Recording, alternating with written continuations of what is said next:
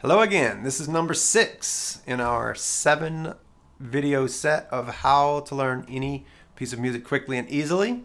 I'm Alan Matthews, and let's get going with it. We have, just to recap up to this moment, we have broken our piece into a really small manageable section. We've looked at all the notes, we've looked at all the musical markings, we have looked at the rhythm and make sure that we're really understanding all of the rhythm and how it goes and what the different things are, especially if there are multiple parts, bass and a melody part, something like that. We looked at the right hand, all the different fingerings, that each note has one finger that plays it and at one particular time, and that's the one that we're using every single time, and we know which finger that is. We can do it with our eyes closed, ideally. Then we looked at the left hand. What are the actual notes I'm playing down here on the neck? Chances are you already knew those because you worked out the right hand, which means that you've kind of visualized what's going on in the left hand to some extent. And now we can put it all together, which is doing things very slowly, but the hands together. And there's a certain way of doing that. And I'm going to demonstrate this for you right here. I'd like to introduce you now to a concept called aim-directed movement, or another way to say it would be goal-directed movement. And it's really, you hear it, I didn't come up with these things. A lot of people have talked about this, but the main tenet is this right here. So you can remember it's aim-directed movement, or ADM, or goal-directed movement, GDM. And they're basically the same thing. They just come from different folks talking about it. So as we've got our piece of music right here, what this means is that we can put corrective pauses. So we can just, yes, the tempo, or yes, the in tempo, the rhythm right here is 1 and 2 and 3 and. So there's a quarter note's worth of time, right? That gives us a certain amount of time to get from right here to right here. Well, in goal-directed movement, what we can do is we can just stop right here. We can have corrective pause and really collect ourselves and say, okay, what's coming next? And then we can go to here, and if we need to, we could stop right there or right there. It doesn't really matter.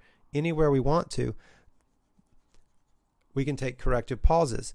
So the rhythm is still there. We can just stop it at any given point. Stop and get yourself set, and then go forward from right there. Now there is a difference in this and just playing out of time. And the difference is this: you're not allowed any mistakes. 0 mistakes. And so you can't let yourself get away with anything, which means you have to really be on your game, and you have to really be thinking ahead and not play unless you know exactly what you're going to do. And so if you don't know what to do, then stop.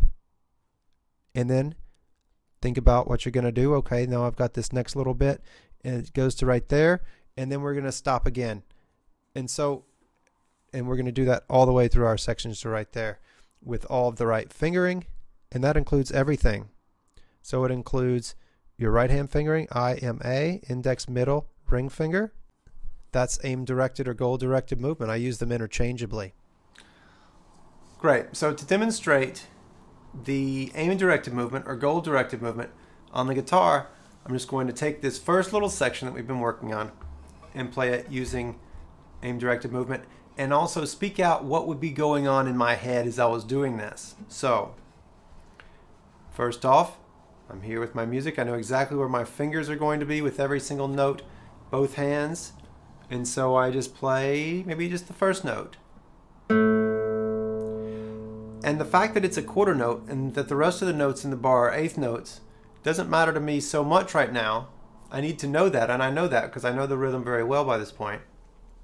I can do both hands in time, but to put them together, I'm just going to kind of throw that out the window and take corrective pauses whenever I need to, knowing what the overriding rhythm is. So I have that first note. I've got my P and I over here. I've got my right fingering over here, my one finger. And then I might take the next little set.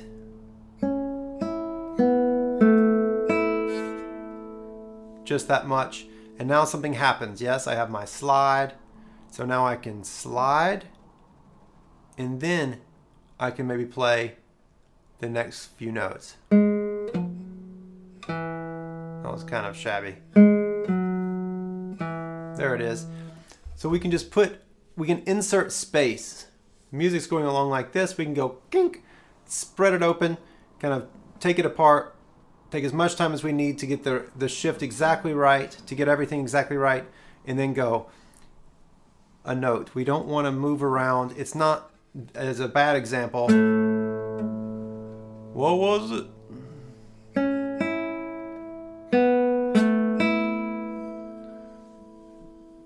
This all moving around, this is indecision. We don't want any of that. We want it to be super tight, like a robot. Really smooth, everything going exactly where it needs to go. Do not pass go, do not collect 200. Just go straight there. If we're doing our shift, we go from here to here. That's it. Now, if the thing is, we can pause before doing that so that we have time to compute all of that. So if we have our notes, pause as long as you need. You can pause as long as you need here so that this can go boom. This rotates around and we're ready for our next note. And then we can do that, yes? And so whatever you need to do, the main thing is that it is exactly as you will play it at tempo, just with a lot of space in between each of the individual actions. Great. So now we've got our goal-directed movement happening, our aim-directed movement, whatever you want to call it. And we're ready to take it up to the next level, which is putting it all into tempo. So let's move on to the last but not least video in this set. Here we go.